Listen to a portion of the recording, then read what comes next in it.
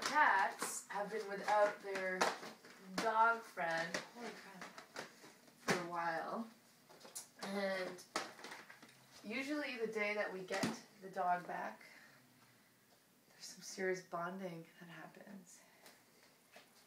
And this is the cat's last moments.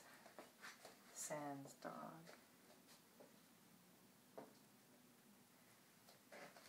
There's another cat around here too, but this is, we'll make a video when Stella comes here in an hour. It's time or so. Time.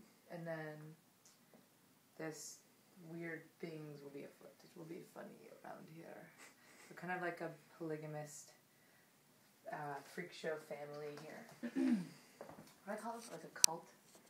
You can call Farm. it a cult. Yeah. Drink the Ramy Kool-Aid. Cyanide. Okay, bye.